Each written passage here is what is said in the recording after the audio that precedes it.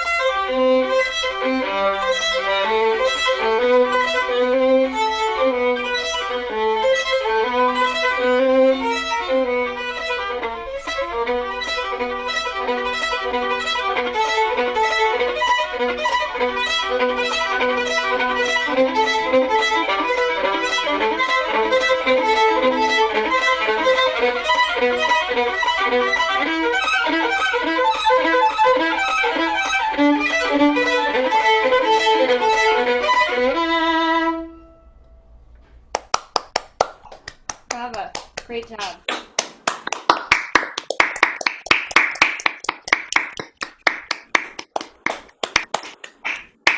I wish we had time to even just keep listening because I'm really enjoying it. Thank you. You sound beautiful. Congratulations. You're really solid on this. Thank you. I can tell you've thought about a lot of bow control issues, and one thing that immediately struck me that I really like is the great fourth finger vibrato. A lot of notes that sometimes get kind of left out. I thought you did a really nice job of connecting them, and making them melodic. Just a few things. I'm going to work from the beginning and try not to talk too long. One of the first things I noticed at figure A, or measure 25, I don't know what edition you have. It's when you first get into the triplets. And you know, some of this is, I'm sure, Zoom and just not picking up quite as much variation of dynamics in the mic as you would in person, but I felt like even watching you, I could tell you didn't use as much bow as I might have for those slurs with the triplets. And I'm wondering if you can save more in the beginning part and give more on the accents, and then really use the whole bow. I think you were a little bit constricted to the middle of the bow. Yeah. So maybe even practice it really exaggerated, really slowly.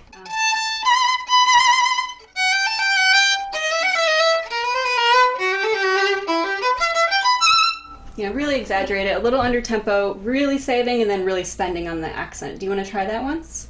Okay.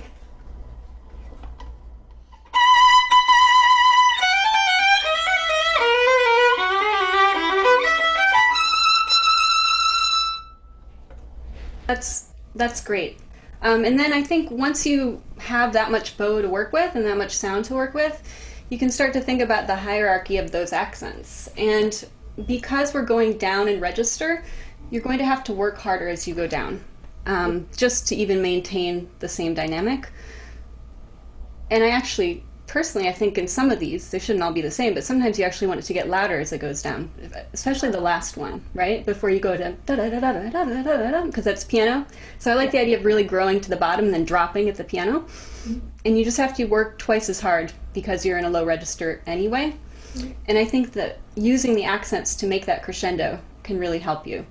Would you want to try from that same spot again and play through that section and think about how you're varying the accents to serve the line that you want to create?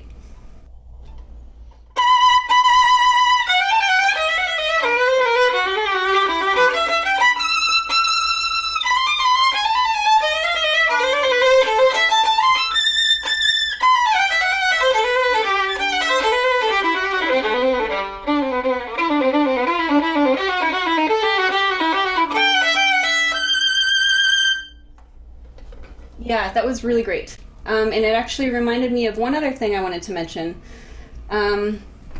Each of these times,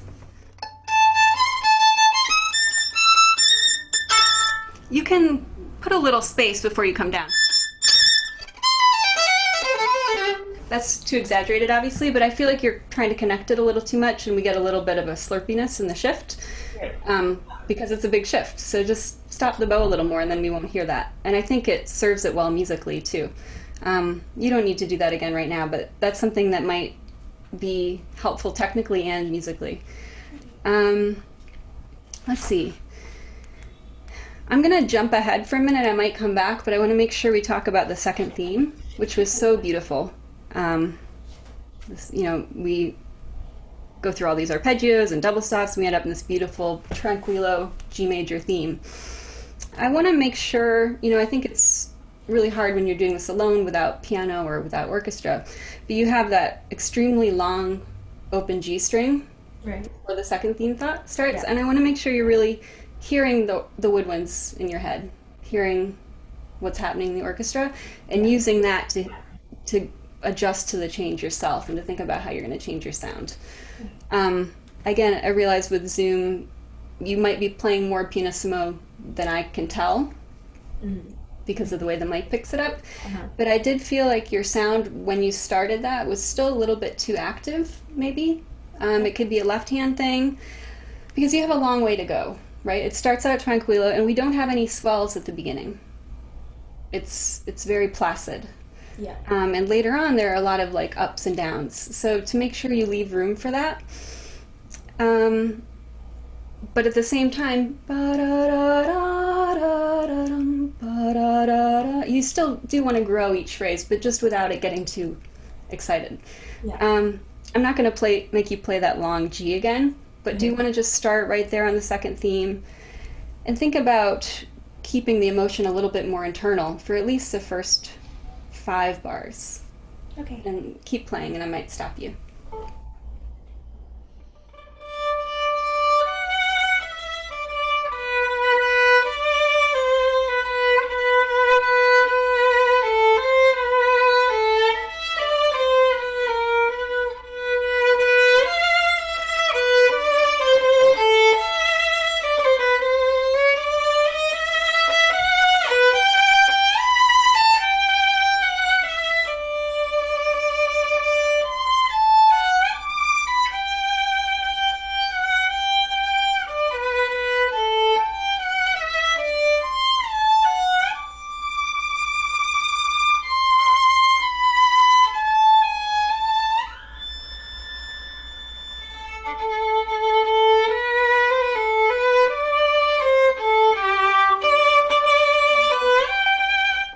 Really good. I'm going to stop you again.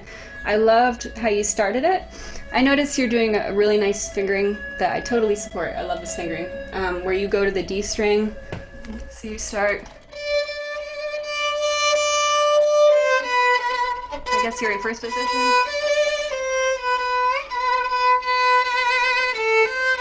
Could you really use that fingering to make a color change? Because right now the color change is happening just because you change strings, but maybe you can change something in your vibrato to make it even more intimate. Mm-hmm. And I actually felt like it wanted to start growing there, but it shouldn't quite yet, right? It's like the next bar that you start to have a little bit of something. So still very tranquil.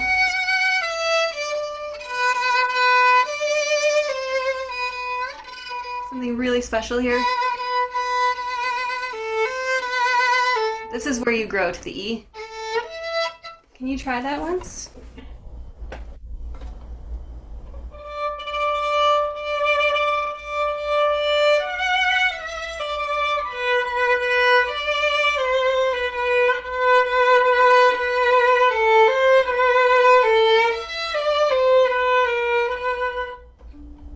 That's great. I love how you came to this big harmonic.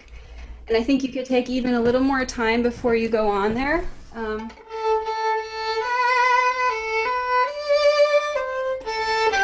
And then this is when it moves. So don't be in a hurry to leave this more peaceful section and start growing again. Looking ahead, I'm going to talk about something that's really similar to what I mentioned at the beginning. As these triplets come up after H, or in measure 181. Yeah. It's the same thing that I think if you saved more bow for the accents, you'd be able to bring those out more as part of the line. Yeah. I'm going to maybe try it under tempo once and really exaggerate it the way we did at the beginning, and wherever is comfortable for you to get into that.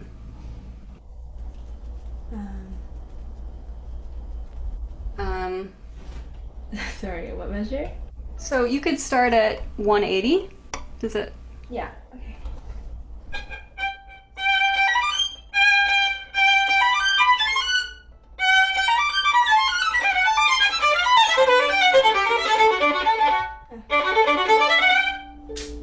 No, that's good. This is really hard to start right on it like that. I'm sorry to do that to you.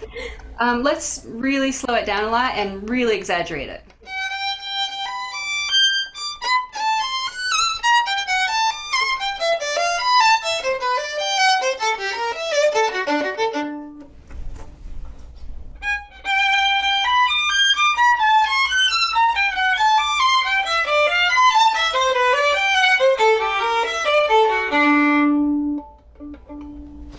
That's good.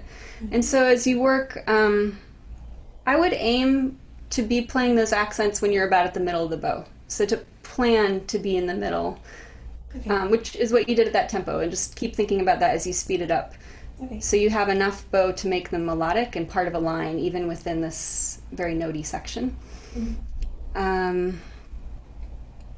So that's a little bit of a theme, I think. There are a lot of places where it gets notey, the way it's written, and you'll see that there are accents or sforzandos, and we need to make sure we plan technically to be able to make those notes come out, even when it's really fast. Yeah. Do you mind jumping ahead to around 237, 238, where you come in? It's another tranquilla section.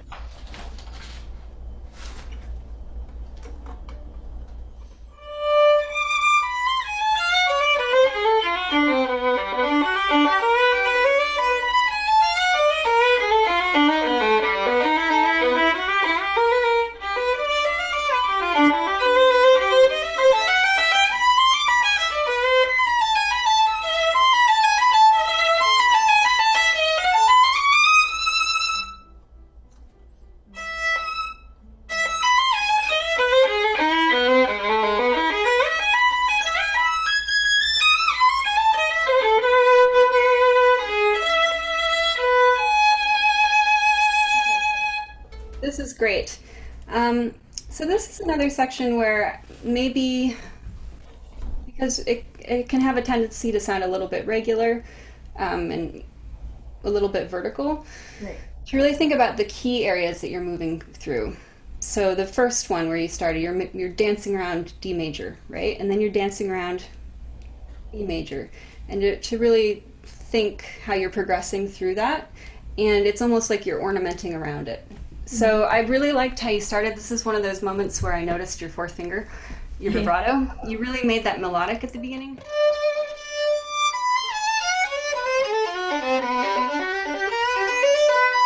But then the next one also, this is something new, right? Even though there are eighth notes this time in quarters, to bring out that it's like you're going into a different room. And again, I think a lot of this is just that we're not in the same room and it's a microphone, but the piano feels a little too active. So maybe certain notes can be really alive and active, but in general, I think it could all be a little bit more intimate sounding here, because then you really have some place to go, because it does get to forte. Yeah. Right before where you stopped, for example, it's built up quite a bit, and I think we need to arrive there a little bit more. And I was trying to think of how we could do that. I think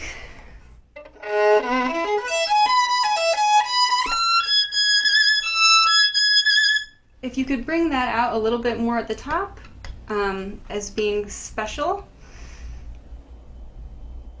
and then again, you can come away from that as we go back to this more tranquil section. Would you mind just doing, well, if you don't mind doing that whole section again, that would actually be really great. Okay.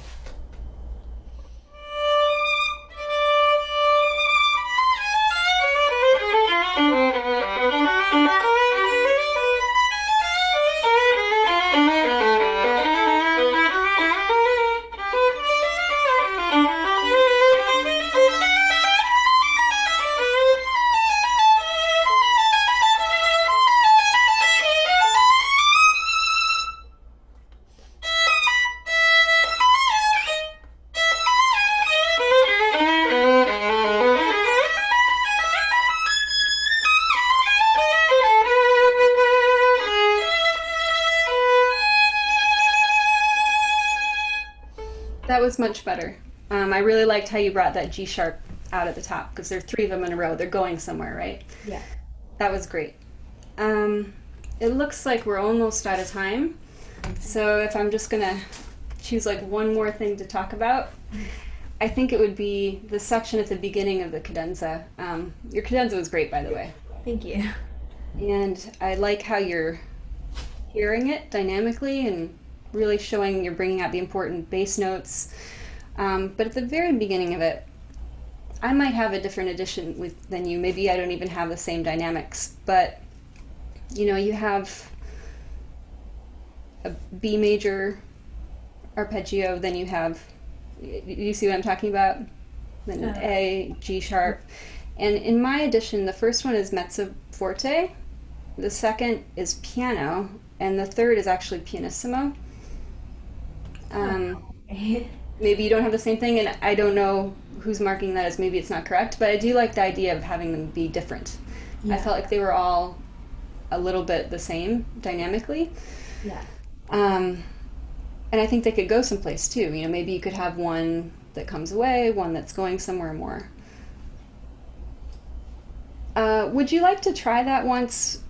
This idea that the first one is the strongest, and then each one being a little bit coming away a little bit more. So you could go right from the beginning of the cadenza wherever is comfortable for you, on the B maybe. Okay.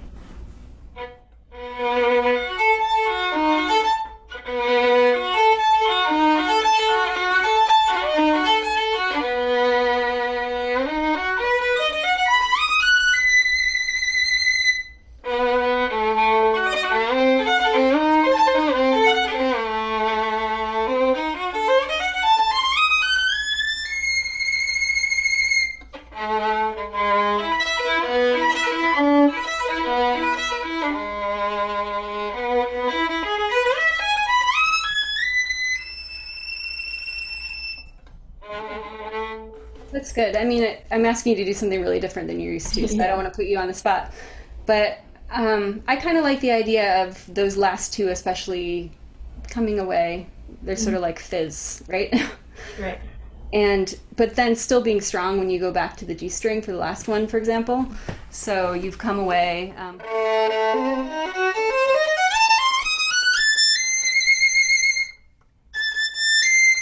It's probably too loud still, actually. And then forte. And then the last one, really.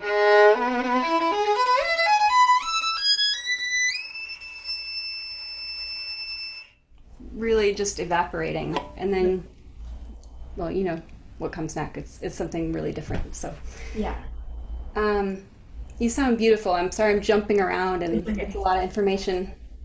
There's just a lot to comment on because you're so beautifully prepared and you have such a great technical foundation that you can change things. It's great. All right. So you sound beautiful. Thank you. I mean, we'll have discussion time at the end also, but if you have specific questions about anything I didn't mention or something I did mention that you want some clarification on, feel free to ask now. If you... I don't have anything. Okay. Yeah. Have you been playing this for a while? I like stopped playing it and then I picked it up again. Okay. And have you played the other movements as well? Yeah. Okay. Well, you sound beautiful. It's not an easy thing to come out and do this, you know, on a computer. Yeah. With no accompaniment, and great job. Thank you. Yeah. All right.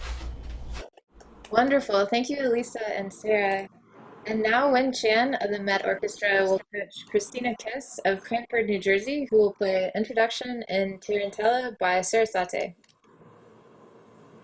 Hi everyone. Hi. Hi Wen. Thanks so much for listening. Of course. Thank you. So, I'm ready if you're ready. I'm going to play until the key change before we go into G major, if that's okay. Oh, okay. So you're only gonna do half of it. Yeah. Okay, great.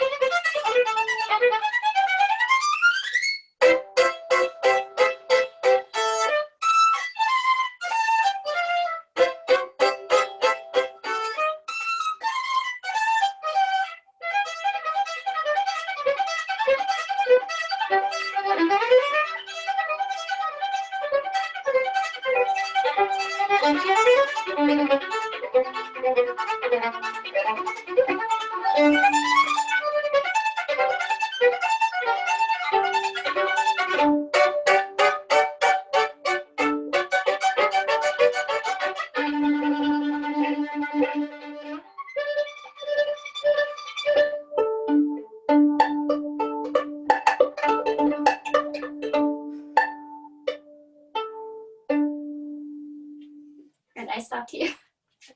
Wonderful. Great job. Wonderful. Really. Wow. That's a very difficult piece, and you did beautifully. You have very good intonation, and the sound, the vibrato, and all very beautiful and very musical too. So here's a few things I would like to. First of all, how did you feel when you were playing today? I was very nervous. You're right. I can imagine. And so, compared to when you're practicing, when you played right now, what is the percentage you got? You did 100%, 80%, 50%. What is the now I did like 70, 75. 70%? All right. Usually I'm even worse, like 50, 60. That's my problem when I'm getting nervous, and it's just like, oh. Right, exactly. So let's try to get over how to make you 100% instead of only get 70%. So that's for every performance. Every performer will have this problem.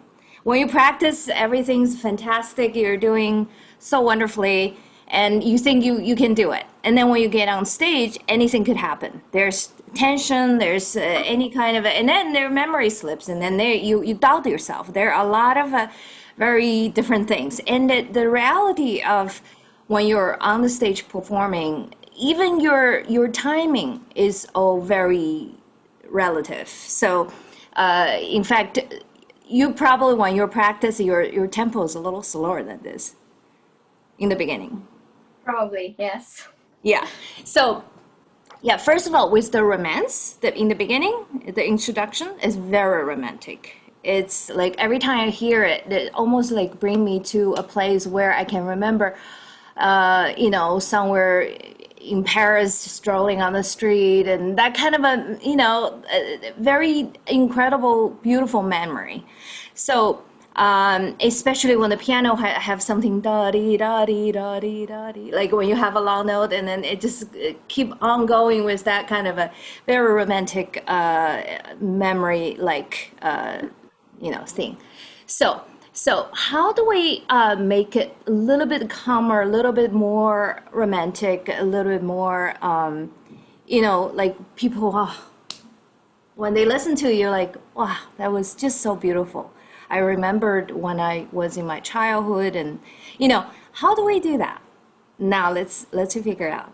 With tone, like with my bow, what kind of tone I'm using, and also vibrato, how I'm doing with the vibrato, like when I'm using it, when I'm not. Yeah. So one of the things about making it very beautiful lines is that your bow has to be very even. For instance, da da da dee da da da dee. Okay, hold on.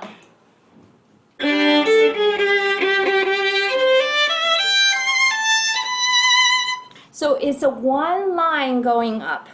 But if you do, when you start breaking up, so it's all in a bow, you see? And so it doesn't do well when you are nervous. That's for sure. When you're nervous, you can't really control it, and you don't feel, your weight anymore, and you're tense. Yeah. So there is one way that you can do it. There's a couple ways, actually. One of the problem that I hear today is that your rhythm keep running forward. Your eighth note is a little faster. For instance, when you have a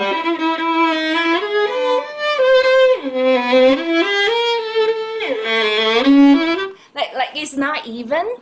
So therefore it doesn't give me a very settled feeling and very calm feeling, because it just it's grouped in, maybe four bows instead, in that da da da da da.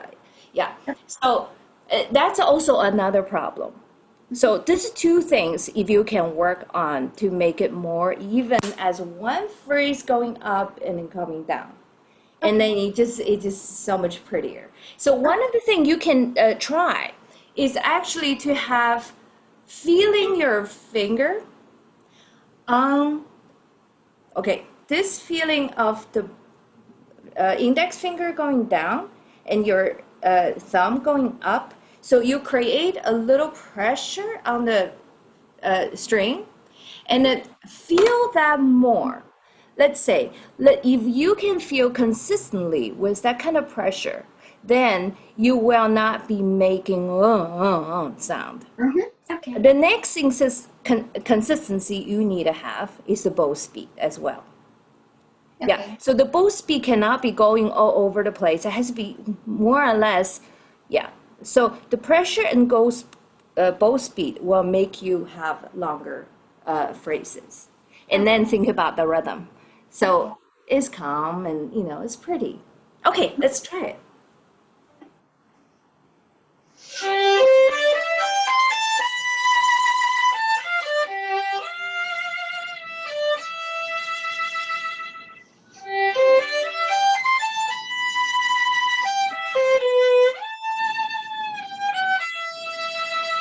Good. That's really a lot better.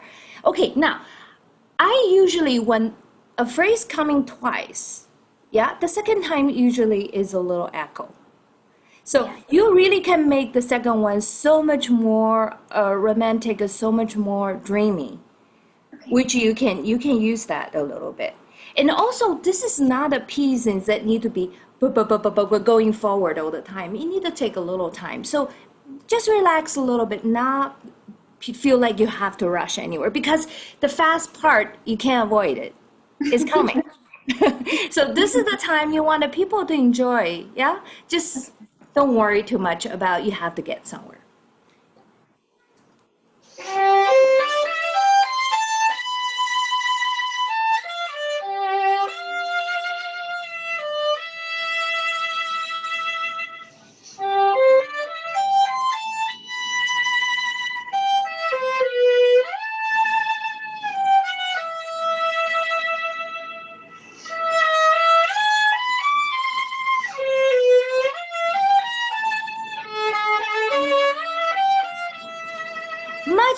Much better. I like your phrasing so much more. I like the beginning very much.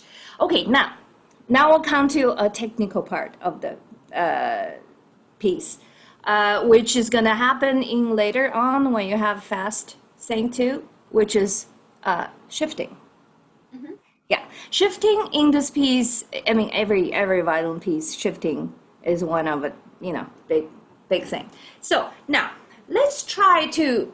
The shifting, I have to try to let you know, is that you're using some musical shifting, which I like, but when it's overly done, then you would hear a lot of slide up and down.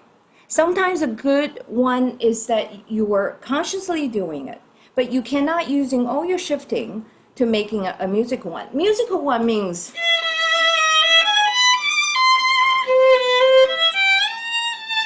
like you purposely doing that.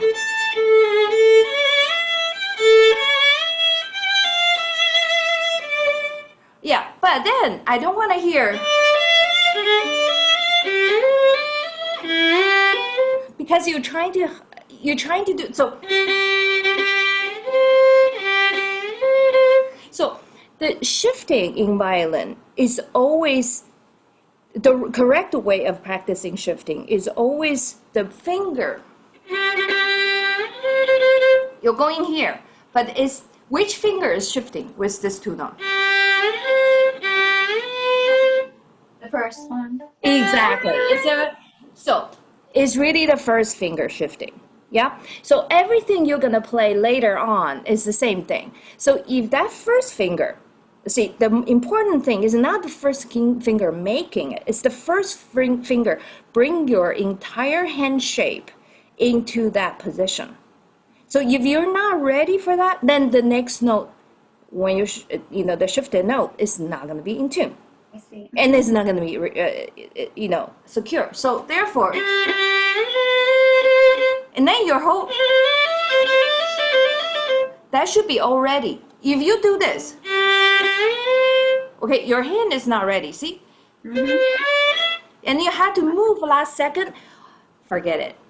Then you lose your accuracy, correct? Yeah, so this you can really work on with this piece. There's so many of this kind of thing. There are many, many. We can see later in the fast part. So, but the beginning there's a lot also.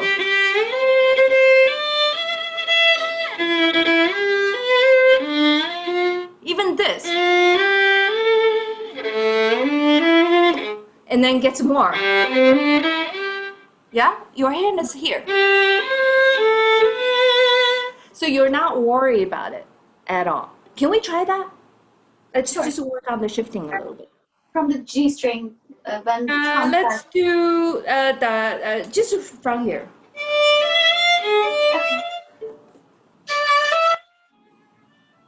So I shouldn't take time on the A flat because you said it's too many like musical. Like Yeah, I think it's a more little like too 1/9. exactly. It's too many stops, too many. Yeah.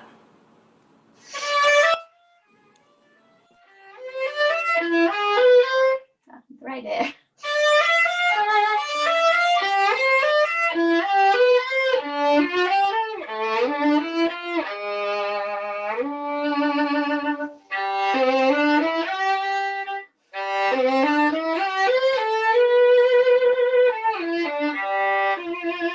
Yeah. Wait, hold on. Sorry, I'm just doing the mute. It's not working. Okay, here.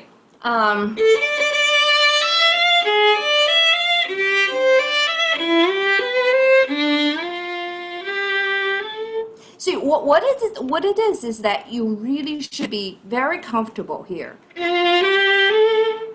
I find that your hand is a little tense when you get up here. So somehow, you know what?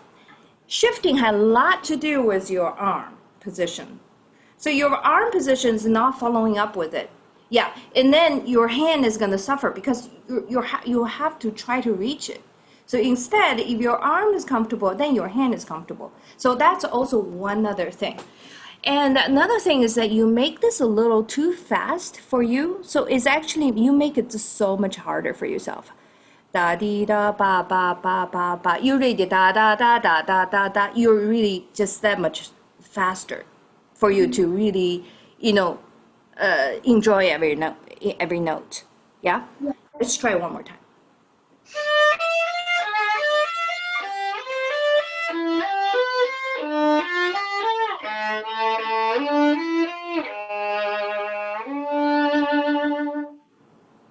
That's better. Yeah, that's much better. No, but I noticed that on the top, you're not vibrating.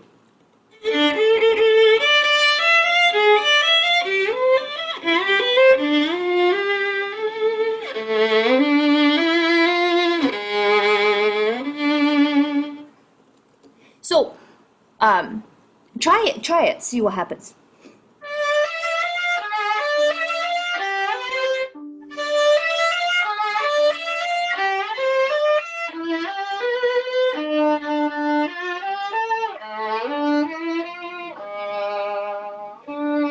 Very good. Excellent. Very good. Okay, I don't want to spend too much time. I want to go on a little bit. But just one thing for you to practice in the future, that you can try to do some exercise like this.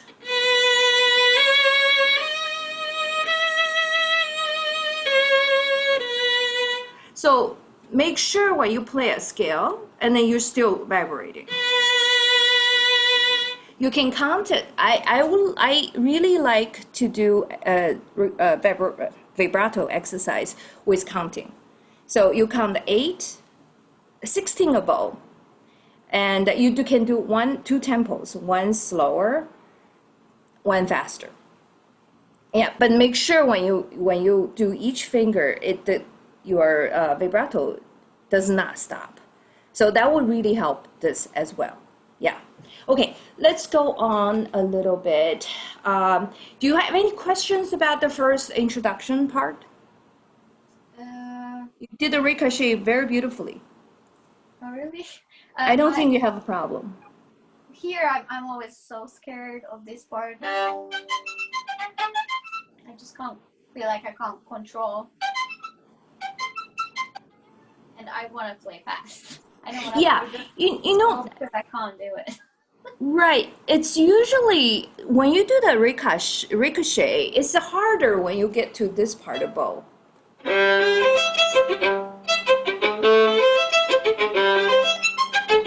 It's a little easier on the lower part of bow, like from middle to this part. It's a little easier. It just because it's heavier, it can jump a little higher.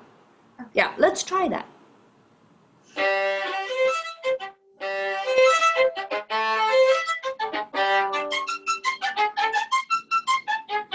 Yeah, I feel much more control. Yeah, it was really good. You had no problem with this. I don't see that you have any problem, and that this part is really great. Yeah, those are great too. Thank No problem at all. All right, let's get to the fast part because that need to be a lot more technically brilliant and clear. Yeah, and I really think a lot of your problem comes from your shifting. Your shifting is not quite in place, so therefore there's some lags that I can hear, and then that makes it unclean. Yeah. So one of the thing I actually really think helps is to practice slow. The reason is there's two things here is your problem. One thing is the shifting. So when you practice slow, therefore you can actually manage to make them cleaner while you have more time to prepare. But doesn't mean your shifting need to be slower. That means your shifting has to be fast, but you have more time to prepare it. That's what it is. Yeah? Okay. The shifting itself is fast, but you wait until the last minute, but you're ready. And then when you get there, you're ready. You're shifting to a place, either down or up. Your hand is fourth finger ready. Remember that. Fourth finger always has to be ready. When you shift up, the fourth finger is ready already. You see, the most problem with people's shifting is that they're here instead of they're here. Yeah? So then if you're here, then you have to do it again, and that stop you from being really good with your intonation.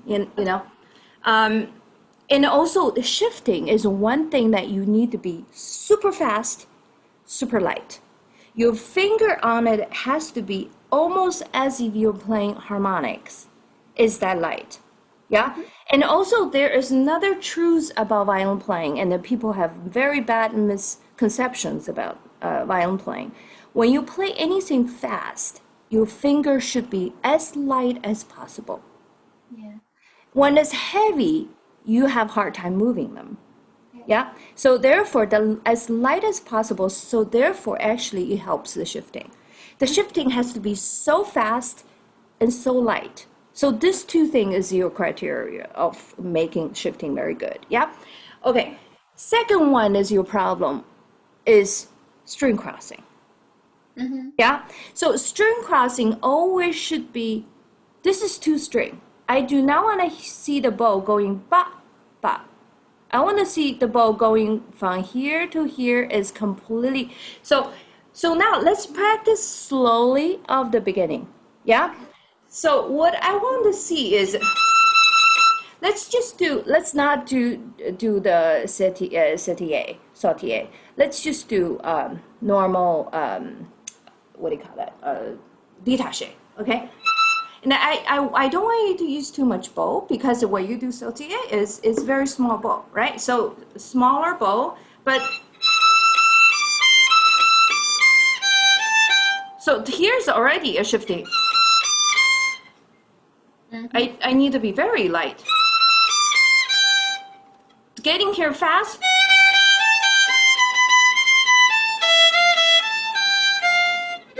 I do this fingering. I don't know if you do. Okay, here. right? I'm already halfway there. Instead of, see, this is really gonna give you trouble because you're gonna have an accent and also you're gonna be late with your coordination just because your string crossing is not ready. Instead of a, see, I'm already almost there. So that create a very beautiful. I don't even hear there's a string crossing. You see, so there's two things I need you to pay attention to when you play slow.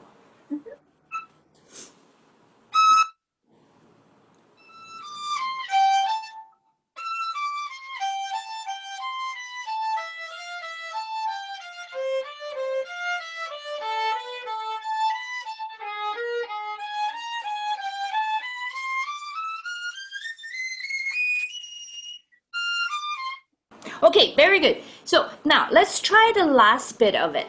Let's do the, okay? Yeah. You know what's making this go up?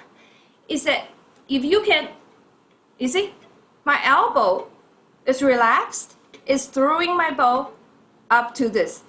But, everything is like this. When we play the violin, it's always, there's something is ready. So you're loose enough to get ready. Yeah? Let's just try it right here. So your elbow help a little bit. Yeah.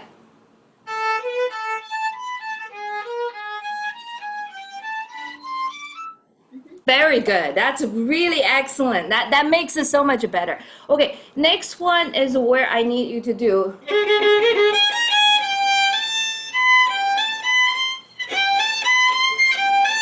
Whatever bowing you're doing. This one, I always want to, okay. And after that, I want the shifting to be very clear. Right now, the problem is the left hand and right hand is not 100% together, even when you play slow. So it has to be really meeting at the right time, at the right moment.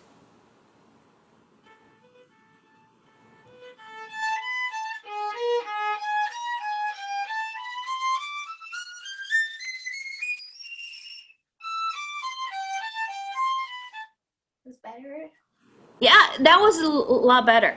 You can do one more time. Let's just do the scale right now. From there? Yeah.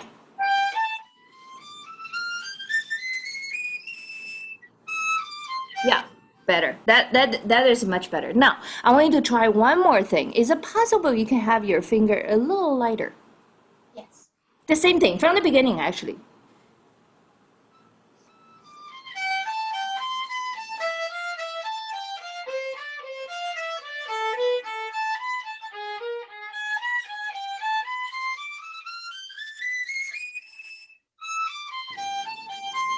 Much better. Very good.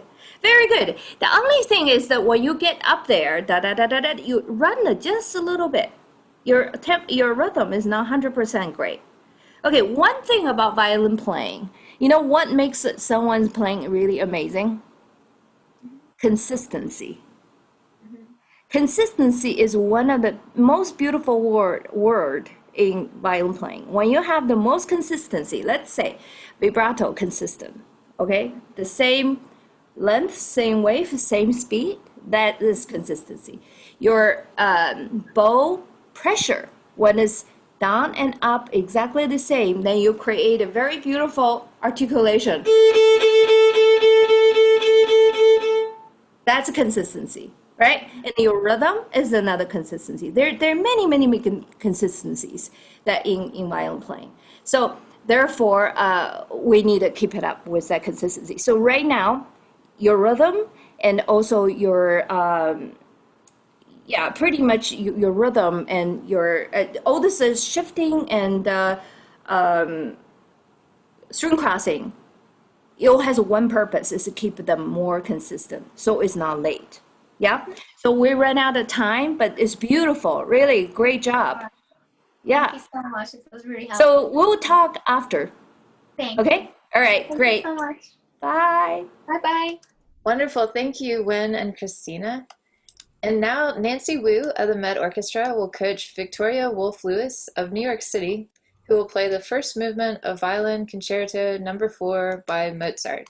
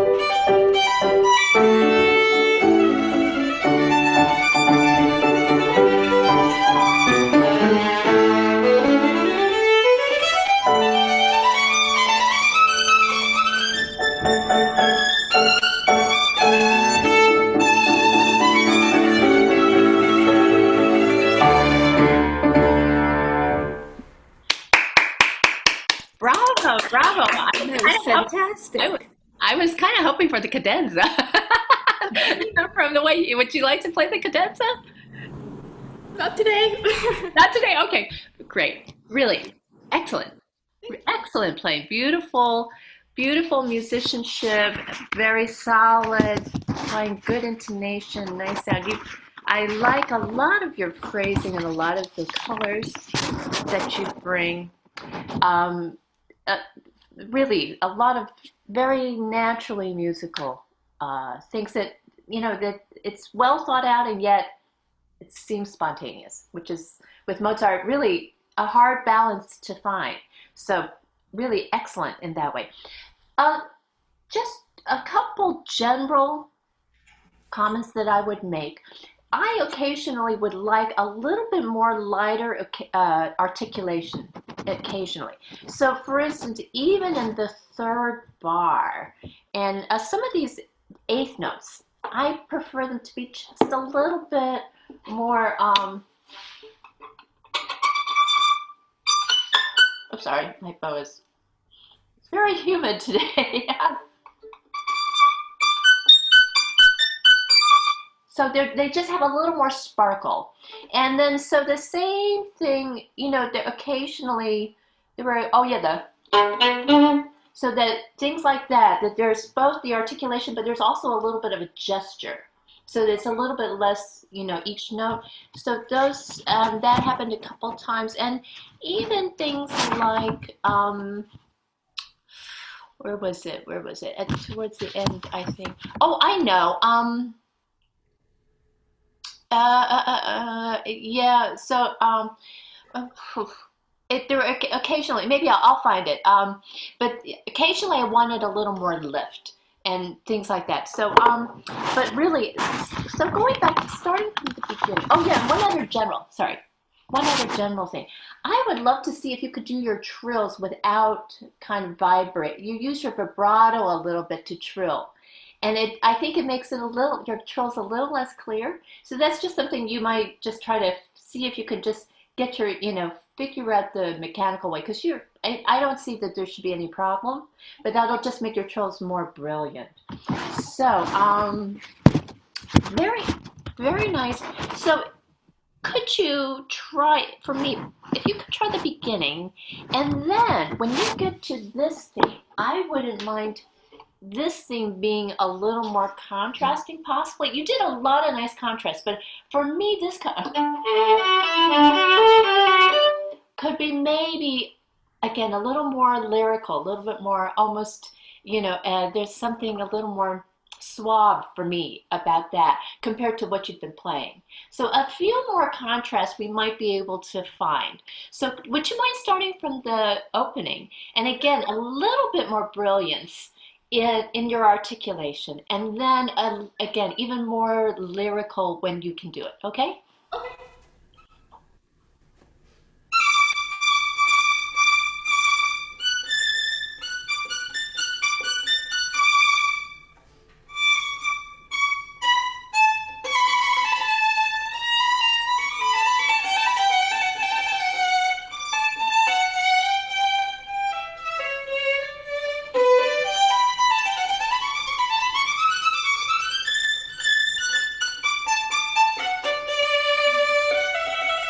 Great. Actually, if I could just stop for 1 second. That was great. And you know what I really like very much what you do, that and then when you come to this one, you do something very subtle, but it's very nice. Again, just to change the change of harmony, so on. The next scale, going up to the high A, would you I think you could give it more direction by thinking of crescendoing. Okay. Even though but I think it's kind of, it would work, and it kind of would work with your phrase, I think, just to give it a little bit more direction. So, how about from the body beam, and then going on, and then, yeah. Okay.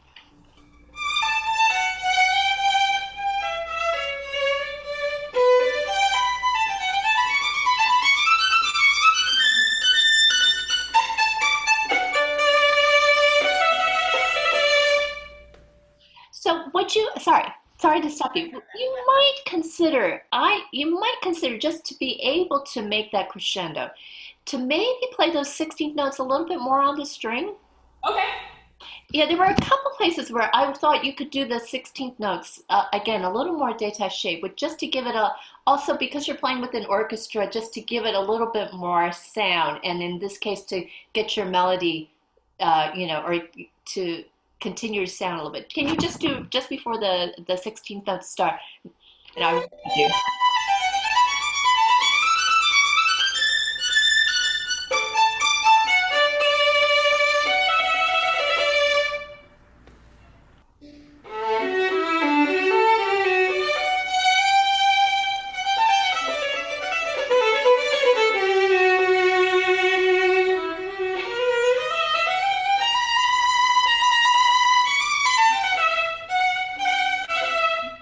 Good. So thank you.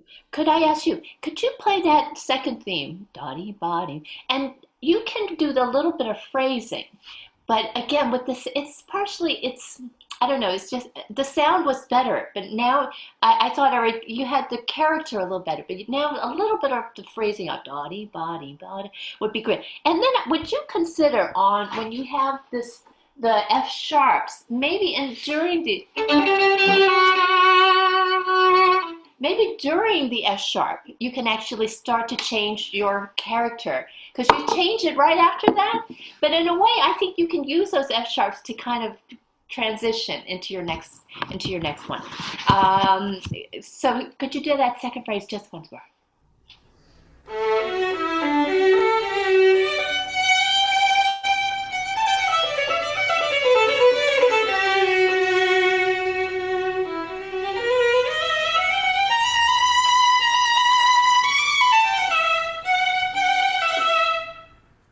I love that. Thank you. I thought that was really, really very nice how it transitioned. Excellent. Okay, so a lot of this was really excellent. Yeah, one thing that happened twice that I thought, again, as far as your phrasing or the direction, both times when this comes, I always feel like this bar should lead into the next, just harmonically, it feels like. So for me, both times when it comes, you maybe don't want to kind of demarcate that bar. I think you might want to continue from the bar before that, so that you're at that bar is like the whole thing is going to. You made little breaks before that bar, before that G sharp, yeah. And then that kind of it was like there's a little break, and then you got to your. So maybe try, if you could try from the be da da da da da.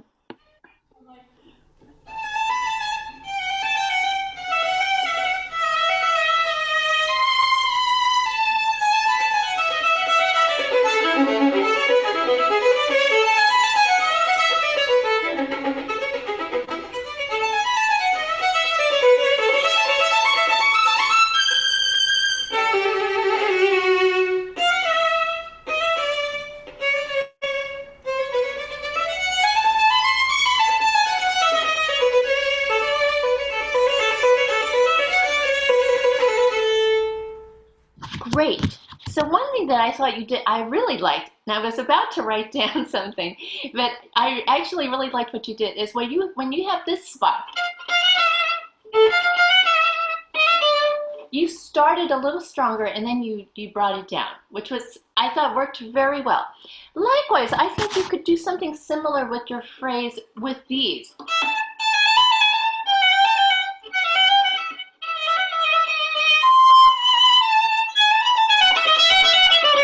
So that in a way you bring it down and then it's a little bit more of a shape. So you don't have to play that again, but that maybe that kind of thing, I just find to make the phrasing a little bit more consequential, and which you often do. So if you could just apply that more throughout the piece would be great. Going on to the next theme, if you can, just so that we can have this. I'd like to just hear how you do that and how you get the gesture now that we talked about.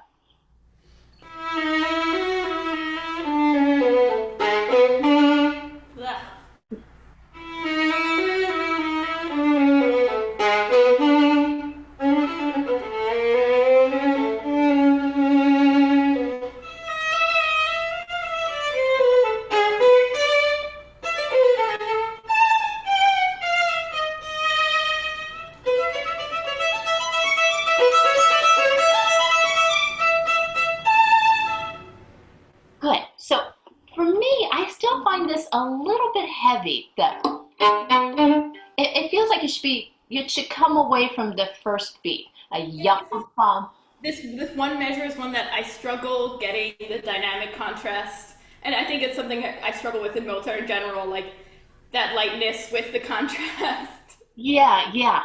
So in a way, you might think of it as like an interruption, Okay. maybe. So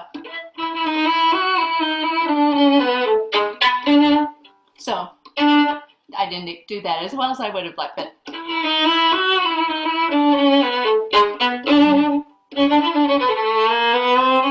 something like that, maybe.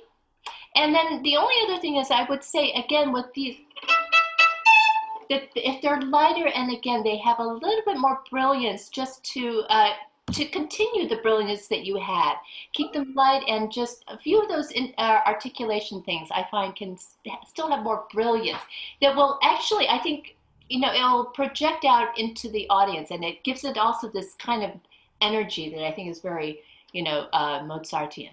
So could you try this theme again? Yes.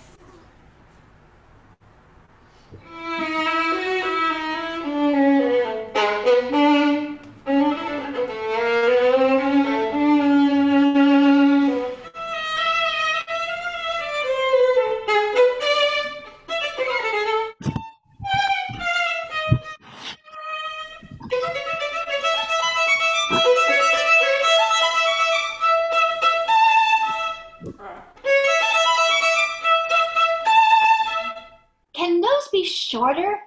Can they be? Yeah. Yeah, I think you can still have plenty of sound, but just they have more, brilliance and life if they're even a little bit ba ba bum ba. It's a little bit more classical in their ba ba ba ba. Just like yeah.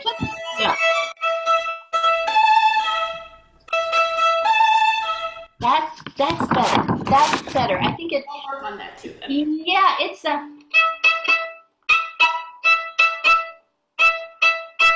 I think you can trust that they don't have to be so long in order to project.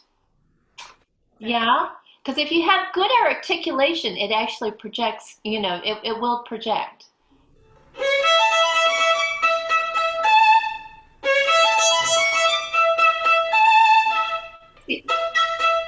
Yeah. Oh, for me, anyhow, I find that much more in the classical style. So very good, very good. And the same going on. We don't have to do this, maybe. Yeah, exactly. It's really, it's just a little bit more stylish, I find. So going on. Let's see. I find, yeah, I had a couple things here. Maybe if this was, could you start from the development?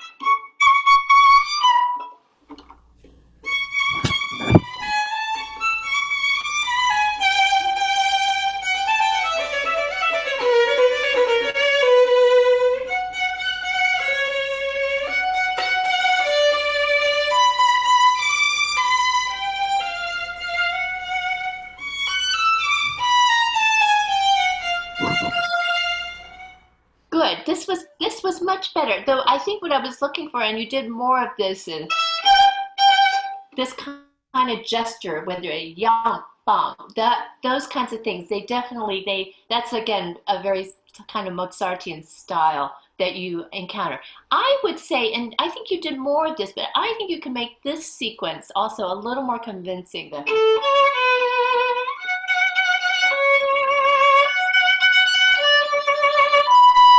So maybe come down, start the first one a little bit more intimate and then build. But that was already, so maybe try that once more and with even more of a gesture, and then maybe doing this sequence.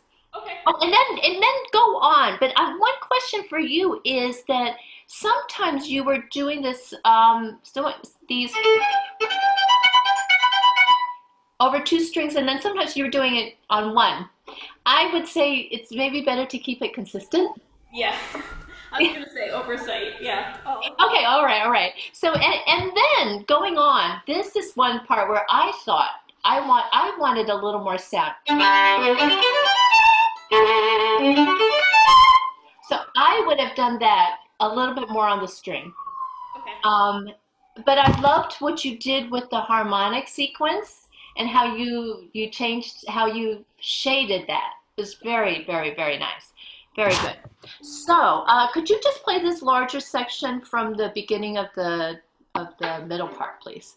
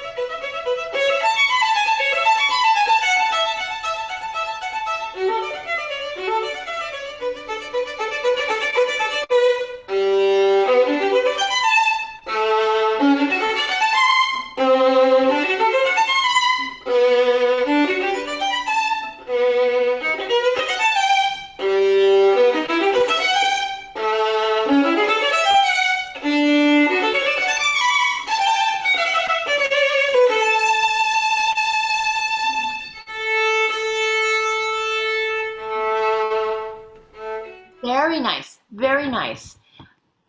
Just one very small thing. This what I after when you get to the so you have come down a little bit, and I would actually keep it down. I would keep your again, just make your phrase a little bit more smooth until just it's character wise until your next section. And so for me, actually, what I was thinking was that you should do it on two strings, but you did it very consistently on one string. The next section, but whatever. I mean, it's just that's kind of After this, doing it with two strings. yeah. It's just something that now people are doing some things like that more on two strings. But so that's just something you can think about. This, again, I was thinking of it even more in the upper half. So that you have even a little bit more kind of, in a way, bravura sound. Because you First 16th. Yes, yes, yes.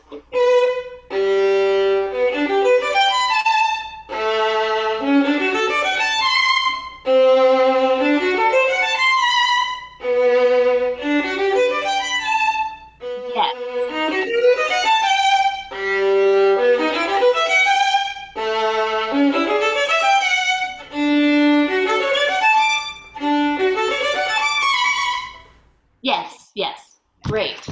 So, just because we're going to run out of time, I believe.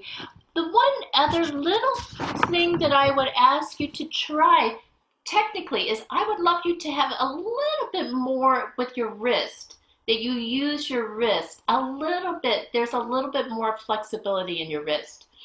And that will also help keep your bow. Sometimes your bow doesn't always, even with those détachés.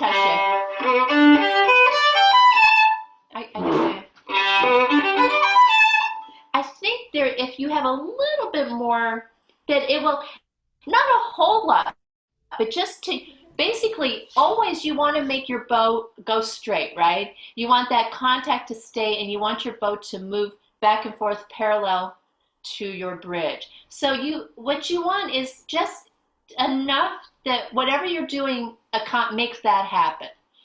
So it doesn't necessarily need to be a lot, but just I just noticed that your wrist is a little on the stiff side. So just, again, it won't be a lot, but just to keep that bow going really nice and parallel. Okay, so everything should accommodate that. And again, it's not going to be as much as you think.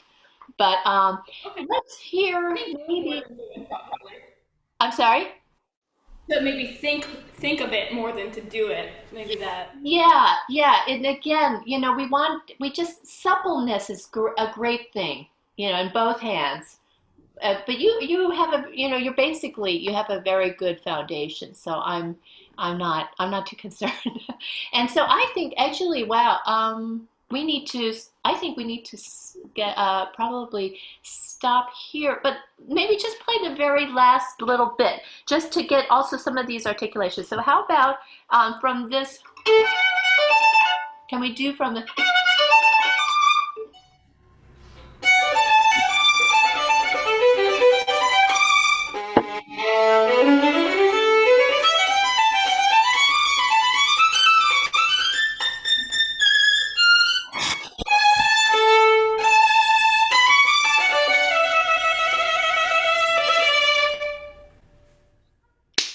Bravo. Great, great. Already. Thank you so much. That was great. And really, everything. You brought so many of those elements together. Thank you so much. Thank you, Nancy, so much. Thank you. Wonderful. Thank you so much, Victoria and Nancy. I will open it up to questions. If anyone has questions, you're welcome to enter them into the chat or into the Q&A widget on the screen. And if the panelists and performers would like to ask questions and discuss amongst themselves, this would be a great time for that as well. Well, I'd love to know what each of these young players, where they're at, like, are they in school? How, I'd love to know a little bit more about them. I know where they're from, so maybe we could start with Elisa, the first one. Are you studying music? I'm assuming you are. What are your, just a very brief synopsis of your life and what your goals might be? Okay, I'm in high school and I'm planning on pursuing music. I don't know. And so you go to are you at South Pasadena High School? Yeah. Okay, I grew up in LA, and so yeah, I know South Pass. My father lived in South Pass for many years, so okay, great, awesome. That's a great school, and there's a lot of great music in LA. Do you play in any of the orchestras there? I played in Colburn Youth Orchestra and now Okay. I play in American Youth Symphony. Oh, great, excellent. Okay, wonderful, wonderful. What year in high school are you? I'm a senior. Wow. So do you you're going to be a senior? Okay, great. Well, good luck with your college applications and with your career ahead of you. What about, let's hear from Christina. Thank you. So I live in Cranford, New Jersey, and I already finished my master's on viola, and then Wow. I did I'm a violist as well. I finished my studies on viola, and I did like a postgraduate 1 year in Mannes College of Music with Cynthia Phelps, and recently for a few years I'm working with Garrett because I really wanted to go for auditions, and I asked him to prepare me first for viola, and after we switched on violin as well, and I tried already audition on violin. And I play with, I'm a freelancer, so I'm playing with freelance orchestras.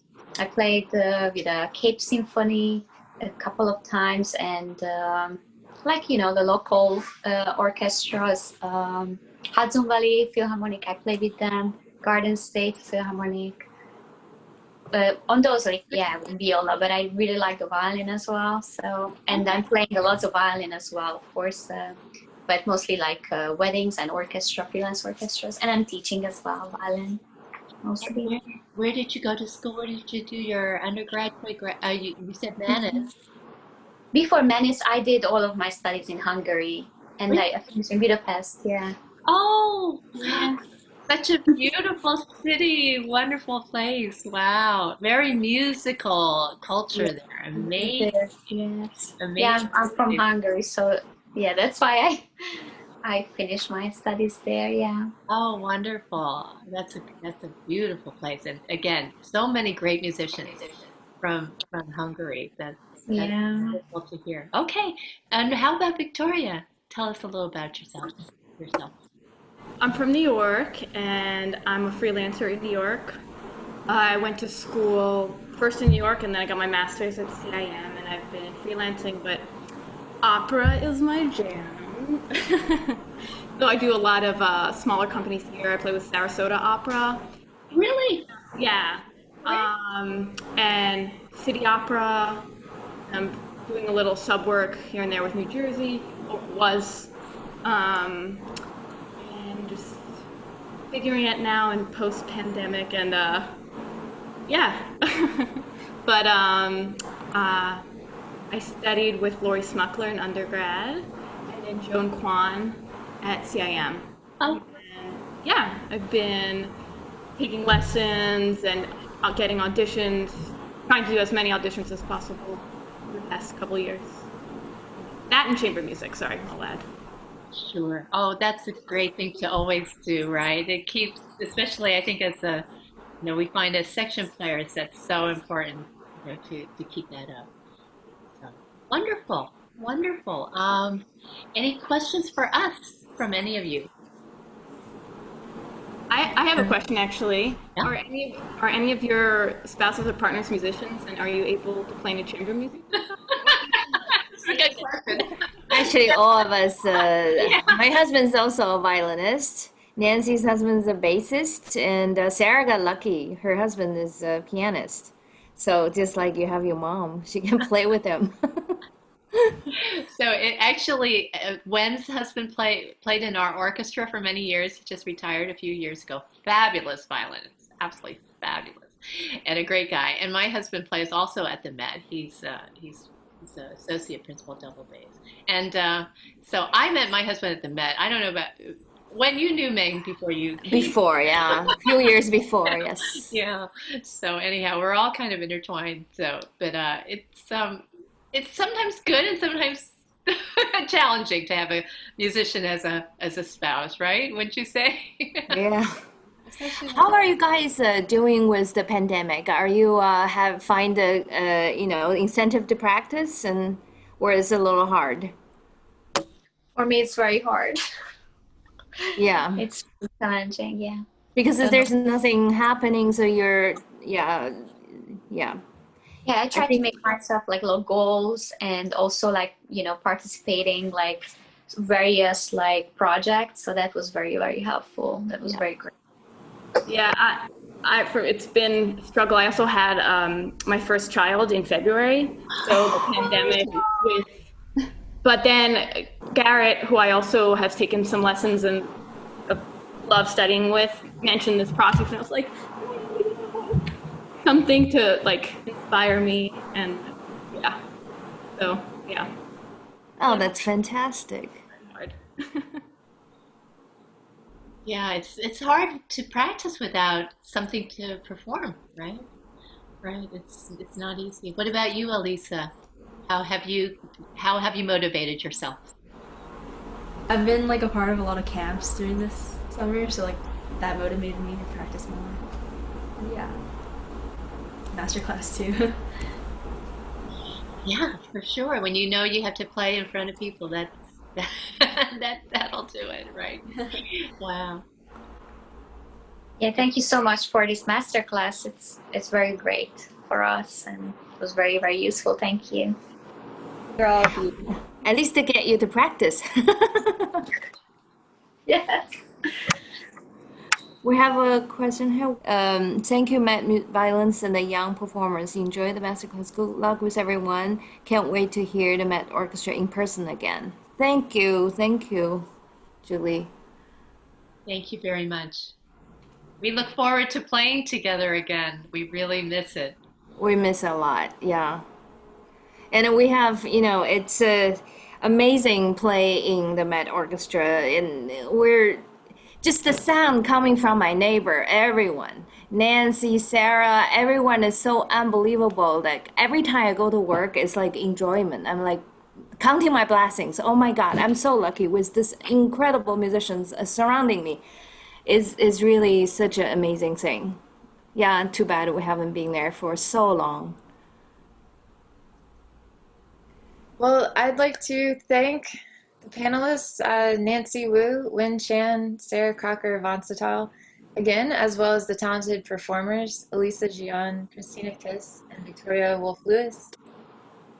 I hope everyone will join us for our next masterclasses. We will be hosting these every 2 weeks on Sunday afternoons. You can find the complete schedule and apply to be a performer for an upcoming class at lessonface.com/METOMMC. And if you are a student in need of a teacher, you can find and book face-to-face online lessons with excellent music teachers, including many members of the MET Orchestra at lessonface.com. Hope you have a wonderful rest of your Sunday and stay well, and see you soon. Sarah, thank you, Lessonface. And Thank you so much. Thank you so much for Claire for hosting this. It's really, really wonderful. Thank you. It's my pleasure. Yeah, thank you so much again, everyone. Thank you. Bravo. Bye-bye. Good luck, everybody. Bye. Thank you so much. Bye-bye. Bye-bye. Thank you.